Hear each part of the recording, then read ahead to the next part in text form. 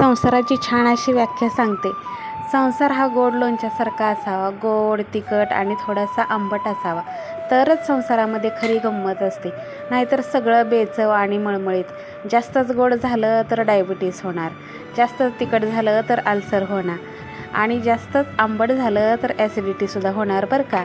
तर अशा ह्या गोड संसारासाठी म्हणजे आंबट, गोड, तिखट संसारासाठी दोघांनी तितकीच मेहनत करणं गरजेचं असतं. म्हणतात ना की नवऱ्याने बाहेरचं सगळं सांभाळलं तर बाईने घरातलं सांभाळावं लागतं, सगळं हँडल करावं लागतं. तर संसाराची दोन्ही चाकं जी आहेत ती बरोबर सरळ चालतात. एकाने तिरकं चाललं, एकाने सरळ चाललं तर असा संसार होत नाही. संसाराची गाडी जी आहे ना ती डगमगते. म्हणूनच दोन्ही जरी चाकं संसाराची सरळ रेषेत चालली तर संसार खूप चांगला होतो आणि जोमातसुद्धा होतो आणि गाडी संसाराची खूप छान चालते. हाय, हॅलो, नमस्कार सर्वांना. श्री स्वामी समर्थ. स्वामिनीज लाईफस्टाईलमध्ये तुम्हा सर्वांचं खूप खूप मनापासून स्वागत आहे. सकाळी व्हिडिओला सुरुवात केली की अगदी घरामध्ये प्रसन्न असं वातावरण असतं आणि मला व्हिडिओला सकाळी छान अशी सुरुवात करू वाटते. नेहमी मी कधी अशी दुपारी 9:30-10च्या नंतर कधीच व्हिडिओला सुरुवात करत नाही. माझं नेहमी मला मॉर्निंग रुटीन शेअर करायला आवडतं आणि तुम्हाला पाहायला आवडते की नाही मला नक्की कमेंटमध्ये सांगा. इकडे सगळ्या घरामध्ये धुरी फिरवत होते, पण त्या अगोदर धुरी तिथंच ठेवून दिली आणि ह्यांचे शर्टचं बटन तुटलं होतं आणि जे दुसऱ्या बटनाची गुंडी म्हणजे जे दुसऱ्या नंबरचं बटन असतं ना त्याला ते गुंडी लावत होते, पण ते त्यांना काही लागतच नव्हतं. सकाळी कामाच्या घाई गडबडीत त्यांना पण जायला उशीर झाला होता आणि त्याचबरोबर त्यांच्या शर्टचं बटन तुटलं होतं. मला म्हटलं हातातलं सगळं काम सोड बाजूला आणि पहिलं माझं बटनच लावून दे, कारण मला जायचं आहे साईटवरती. तर असं होतं कधी सकाळी बघा. तर म्हटलं थांबा, तुळशीला पाणी घालून येते आणि त्यानंतर त्यांचं शर्टचं बटन वगैरे लावून दिलं तुळशीला पाणी घालून आल्यानंतर आणि त्यानंतर मग ते गेले कामावरती. तर माझी घरातली कामं जी आहेत ती सगळी चालतच राहतात, पण त्यांना पण सकाळी लवकर आवरून द्यायचं असतं. एकदा ते गेले की त्यानंतर मग मी काय म्हणजे मला वेळ भरपूर असतो. आणि आता हल्ली कसं समर्थ आलेला आहे ना सुट्टीला, तर त्यांचा डबा वगैरे समर्थ घेऊन जातो. पण त्यामुळे मला काही सकाळची घाई असते डब्याची, पण असं काही नसतं की त्यांच्याबरोबरच डबा द्यावा. त्यामुळे होऊन जातं आणि समर्थ नेतो परत पाठीमागनं 9ला 9:30ला डबा माझा. तर हल्ली कसं सासूबाई आजारी असल्यामुळं मला सगळं त्यांचं करावं लागतं, एका जागेवरती असतात. त्यामुळे मला सकाळी एवढ्या लवकर डबा म्हणजे मी प्रयत्न करतेच माझा, कारण 8 वाजेपर्यंत मी आता पहिल्यासारखं म्हणजे सोडूनच दिले. डबा अगोदर करायचं, त्यानंतर देवपूजा वगैरे सगळं आता मी काय करते, सडा रांगोळी पहिलं सगळं करून घेते, देवपूजा वगैरे करून घेते, त्यानंतर मग डबा करते, कारण समर्थ घेऊन जातो पाठीमागून. कारण मग त्यांना परत सासूबाईला उठवून बसवायचं, त्यांना तोंड धुवायला पाणी द्यायचं, ब्रश करायला, त्यानंतर परत त्यांना चहा बिस्किट हे सगळं द्यायचं. हल्ली सगळं माझं रुटीन आहे ना सगळं चेंज झालेलं आहे. असं वाटतं की म्हणजे काय कधी दिवस उगवतो आहे आणि कधी मावळतं हे मला पण कळत नाही. रात्री जर झोपले ना ज्यावेळेस मी, किंवा दुपारी जर काम झाल्यानंतर जर पडले ना, तर अक्षरशः डोळा आहे ना कधी लागतो सुद्धा कळत नाही. आणि नंतर मग त्यांचे आवाज चालू होतात, मनीषा मनीषा मनीषा, असं दुपारची झोप पण मिळत नाही. आणि संध्याकाळी एकदा अंथरुणावर पडलं की कधी सकाळ होते ते सुद्धा कळत नाही. असं चाललेलं आहे बघा आता सध्या माझं रुटीन. तर घरातली कामं तर प्रत्येक स्त्रियाला करावीच लागतात, पण खूप काही एक्स्ट्राची कामं असेल तर आणखीनच कंटाळा येतो, थकवा येतो. कसं असतं, बाईच्या जातीला सुद्धा थोडा का होईना पण आराम तिलासुद्धा गरजेचा असतो. ती पण कधीतरी थकत असते, तिला पण कधीतरी असं वाटत असतं मला कंटाळा येतो. पण हे सांगणार कोणाला? संसाराचं मी तेच म्हणते ना की संसाराची जी आहे ना व्याख्या ती तशीच असते, आंबट, गोड, तिखट. आता ह्या सगळ्या गोष्टी कोणाला सांगून तर चालत नाही. आपल्याला सगळ्या गोष्टी ज्या आहेत ते करायला तरी लागणार, आपलं कर्तव्य तर करावं लागणारच. हे मला रोज म्हणतात, एवढी थकलेली दिसते, दमलेली दिसते, कामाला बाई लाव. पण नेमकं असं झालं, उन्हाळ्याचे दिवस आहेत आणि बाई पण कामाला मिळत नाही. आणि हल्ली कसं झालं आहे, ज्या परमनंट ठरलेल्या ज्यांची घरं असतात त्या एक्स्ट्राची उन्हाळ्यामुळे त्या बायका कामं पण घेत नाहीत, असं झालं. त्यामुळे मला आता सध्या खूप गरज आहे कामाला. बाहेर धुण्या भांड्याला फक्त बाई लावायची, बाकीच्या घरातलं कामं सगळी मी करू शकते, असं होतं. चला असो, हे तर सगळं चालतच राहणार आहे. हल्ली एवढा उन्हाळा वाढलेला आहे ना, तर आपल्याला सुद्धा बघा जरा 10 मिनटं जरी किचनपाशी उभा राहिलं तर नुसत्या घामाच्या धारा लागतात. घरातलं कुठलं जरी काम करायचं म्हटलं तर गरमीच इतकी प्रचंड गरमी आहे.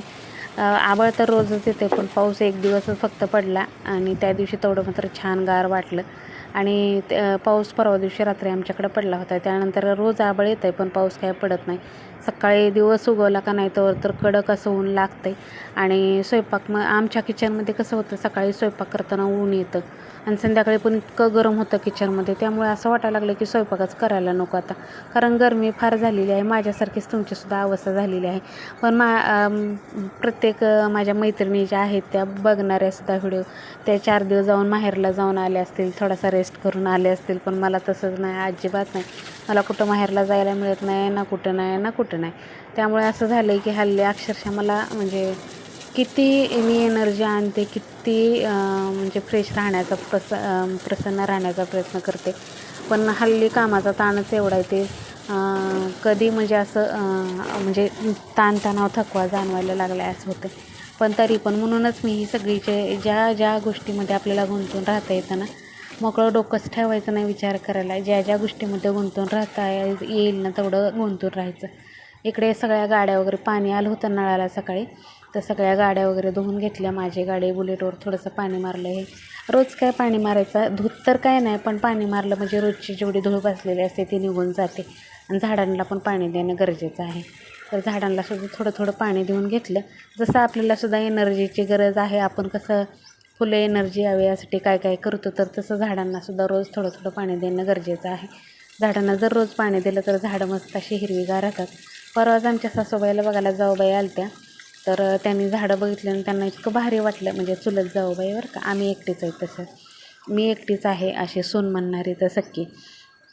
आणि त्यामुळे कसं सुनाची जबाबदारी सुनालाच पार पाडावी लागते. एकच लेक असला की 4 दिवस ह्या लेकाकडे, 4 दिवस त्या लेकाकडे असं असतं, पण ज्यांना एकच लेक आहे त्यांना सगळ्या जबाबदारी एकटीलाच पार पाडावी लागत असं.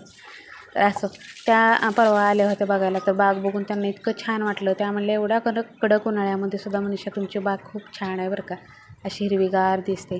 तर त्याला मेंटेन ठेवण्याचं कारण तेच आहे बघा, 2 टाईम पाणी देणं. तर असं 2 टाईम पाणी दिलं की छान बाग अशी मस्त राहते. आणि इकडे बघू शकता आपल्या बागेला मस्त अशी छोटी थोडी फुलं लागलेली आहेत. खूप अशी गच्च भरलेली असायची बाग ही, पण आता हल्ली थोडीच फुलं आहेत. पाणी बघू शकता प्रेशरनं. आता माझं सगळं तुळशीची पूजा वगैरे झाली होती, पण पोर्च मी धुवायचा मुद्दामच मागं ठेवला होता. म्हटलं 5:45ला पाणी येतं, 6 वाजता वगैरे माझं सगळं झालं होतं. 6, सव्वा 6पर्यंत अजून अगरबत्ती तर चालूच आहे, पण सडा मारायचं नंतर पाठीमागं ठेवलं तर तसं तर स्वच्छ होतं, पण छान वाटतं सडा मारलं की. उन्हाळ्याचं कसं फ्रेश वाटतं, त्यामुळे सडा तर मारत असते. तर तुळशीची पूजा वगैरे झालेली होती, पण पाणी कसं 6:45ला येतं, मग भरपूर बराच वेळा असतं पाणी. म्हटलं जर मला पोर्च धुवून घ्यायचा होता म्हणून मी मुद्दामच पाठीमागं ठेवला होता. आणि इकडे बघू शकता गोम जी आहे ती एवढी कोपऱ्यात जाऊन बसली होती ना, मी तुम्हाला जवळ दाखवतो, तिच्यावरती पाणी ओतलं. हल्ली हे असले प्राणी एवढे घरामध्ये निघायला लागले. सापाचं पिल्लूसुद्धा परवा टाकीत पडलं आहे, ते सुद्धा काढायचं आहे. आणि बघू शकता गोम किती आहे मोठी. तर हे सगळं जरा स्वच्छ असं पाणी मारून खराट्याने काढून घेतलं पाणी ह्याच्यावरचं, आणि आता ह्या मॉपने पुसून घेते. तर रांगोळी घालायची होती बाकी, त्यामुळे. तर असं काहीसं सकाळी असतं बघा. सकाळी आता मी स्वयंपाकसुद्धा लवकर त्यासाठीच करून घेते. म्हणजे काय होतं, एकदा सकाळी म्हणजे किचनमध्ये एवढं गरम होतं ना, कारण एकदा दिवस उगवला म्हटलं ना की सगळं उन्हाच्या झळ्या ज्या आहेत ते स्वयंपाक करताना तोंडावर येतात आणि घामाच्या धारा लागतात. स्वयंपाक करायलासुद्धा अजिबात मूड येत नाही. असं काहीसं सध्या चालू आहे बघा. आता 7:30 पावणे 8 वाजेपर्यंत माझं सगळं होऊन जातं. त्यानंतर लगेच मी स्वयंपाक करते. स्वयंपाकसुद्धा 8:45 वाजेपर्यंत होऊन जातो. स्वयंपाक किती आता असतो पण बाकीची कामं असतात ना, म्हणून हल्ली लवकरच उठते, म्हणजे स्वयंपाक पाणी सगळं लवकर होईल आणि दुपारी कुठंतरी मला जरा जास्तीचा थोडासा आराम करता येईल असं थोडंसं चाललेलं असतं सध्या माझं. इकडे छान अशी सगळ्या देवांना आंघोळ घालून घेतली, देवपूजा करून घेतली की छान वाटतं.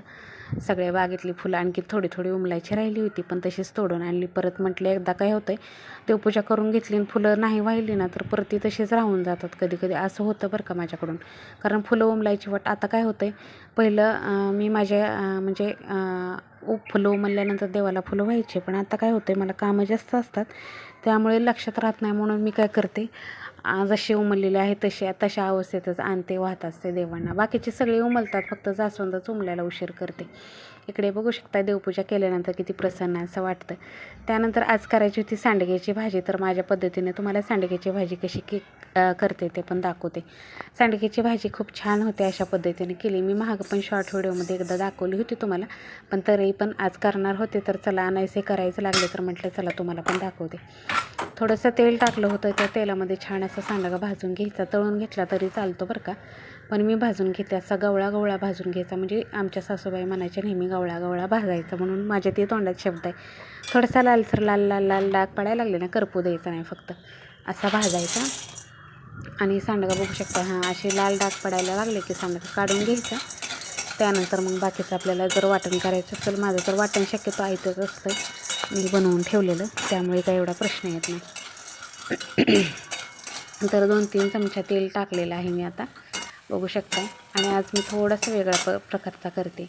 जिरी मोहरी टाकून घेतली, त्यानंतर कांदा टाकून घेतला आहे. कांदासुद्धा छान असा गुलाबी रंगापर्यंत भाजून घ्यायचा.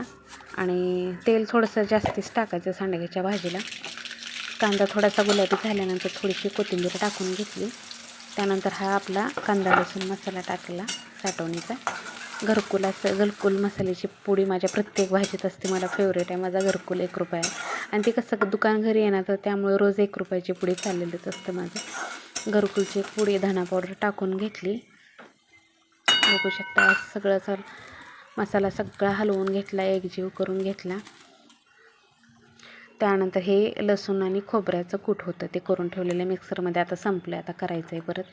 ते पण टाकून घेतलं. आणि गरम पाणी टाकायचं सांडग्याला. गरम पाणी टाकलं की सांडगा छान असा हे होतो. आणि ते उकळू द्यायचं. आणि त्यानंतर मग सांडगा टाकायचा. मीठ पण टाकून घेतलं चवीपुरतं. आता पाण्याला चांगली उकळी आली की सांडगा टाकून घ्यायचा. सांडग्याची भाजी खायला रेडी होते लगेच छान अशी मस्त. पातळ करायचं असेल तरी पण असंच करायचा, सुक्का करायचं असेल तरी पण असंच करायचा. पातळ करायचं असेल तर आत्ता थोडा शिजवून घ्यायचा थोड्या पाण्यात, त्यानंतर गरम पाणी परत ओतायचं. तर असं थोडासा सांडगा शिजत आला का बघायचं. त्यानंतर शेंगदाण्याचं कूट टाकायचं जर आवडत असेल तर मी तिळकूट टाकलेलं आहे. शेंगदाण्याचं कूट मी काय ह्या भाजीला वापरत नाही, तिळकूट टाकलेलं आहे, म्हणजे तिळाचं कूट. तीळ भाजून घेतले होते ना सुरुवातीला व्हिडिओच्या, तर ते तिळकूट टाकून घेतलेलं आहे मी. तर नेहमी अशाच पद्धतीने मी सांडग्याची भाजी करत असते. अशी पद्धतीने जर सांडग्याची भाजी करून घेतली तर खूप चविष्ट लागते. आणि बघू शकता आपला सांडगा आता बऱ्यापैकी शिजत आला आहे. शिजत आल्यानंतर लगेच कळतं तेल सुटायला लागतं आणि छान असा कलर पण येतो. तर अशा बघू शकता. आता मी ह्या टायमिंगला आता टाकते कोथिंबीर. सांडगा खूप छान होतो अशा पद्धतीनं जर केला तर. कांद्याचं वाटण पण, कांदा खोबरं सगळं भाजून वाटण पण टाकल्यावर खूप छान लागतो. पण मी ह्याच पद्धतीनं करते. थोडीशी कोथिंबीर वरून छान अशी दिसण्यासाठी टाकून घेतली, मग आपण भाजीत टाकली होती. आणि आता गॅस बंद करून टाकते. तर अशी होती सांडग्याची भाजी. तुम्हाला आवडली का नाही कमेंट करून सांगा बरं का. तर उन्हाळ्याची ही भाजी जी आहे ना तर खूप छान होते. त्यानंतर सगळा डबा वगैरे करून घेतला, घरातली सगळी कामं आवरून घेतली, किचन ओटा वगैरे धुवून घेतला. आणि आज भांडी बसूनच घासलं. रोज उभा राहून भांडी घासायचा कंटाळा येतो किचन ओट्यावरती. हल्ली आता तेवढा पायात त्राण पण राहिलेला नाही, त्यामुळे कधी बसून करायचं असेल तर बसूनच करते मी.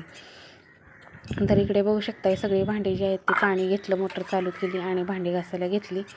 भांडी काही लई नव्हती जास्त, स्वयंपाक थोडासा केलेला, स्वयंपाकाचीच भांडी असतात. सारखं मी भांडी घासतच राहते, त्यामुळे आता हल्ली सध्या धुण्या भांड्यावाल्या बाईसारखीच माझी अवस्था झाली.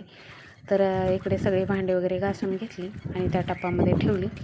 तर असं काहीचं असतं. आणि ऊन कमी आहे तोपर्यंतच तुम्हाला दाखवते आता मी किती वाजता माझे हे किचन वाटा वगैरे सगळं आवरून सगळं जिथल्या तिथं काम झालं. आज फरशीसुद्धा खूप लवकर पुसली होती, त्यामुळे घरातलं 9:30 वाजेपर्यंत घरातलं सगळं काम झालं. त्यानंतर त्यांचं आवरायचं असतं. तर इकडे बघू शकता अशा पद्धतीनं सगळी कामं जी आहे ती माझे लागोपाठ करतच असते. आता राहिले होते फक्त कपडेच धुवायचे, पण म्हटलं कपडे जरा थोड्या वेळानं धुवा. आता थोडंसं ऊन आले, इथे सावली येते, परत इथं दगड मांडायचं आणि धुवायचे. तर दगड कसं संध्याकाळचं इकडं बागेमध्ये कोण आलं तर अटकून पडतं, म्हणून काढून इकडं साईडला सरकवतात. आणि इकडे बघू शकता आता सगळे भांडे वगैरे घासून घेतले मी. आणि म्हटलं आता कपडे धुयानंतरच बाकीचं तर काम सगळं झालेलं तुम्हाला टायमिंग दाखवते घरातल्या सगळ्या कामांचा. आता फक्त राहिलेत माझे कपडे आणि सासूबाईचं आवरायचं राहिलं, तर त्यांचं आंघोळ पांघोळ डायपर बदलायचं हे ते सगळं, नाश्ता वगैरे हे सगळं असतं परत. चला तर मैत्रिणींनो, असा होता आजचा व्हिडिओ. छान असा नेहमीच माझ्या मैत्रिणींच्या कमेंट येतात की ताई रोज व्हिडिओ टाकत जावा. प्रयत्न करते तुमच्याशी व्हिडिओ शेअर करण्याचा. सगळं घरातलं काम वगैरे आवरल्यानंतर गॅस ओटा असा दिसतो बघा, किती छान वाटतं. चला तर असा होता आजचा व्हिडिओ. आवडला तर लाईक शेअर सबस्क्राईब करा. श्री स्वामी समर्थ.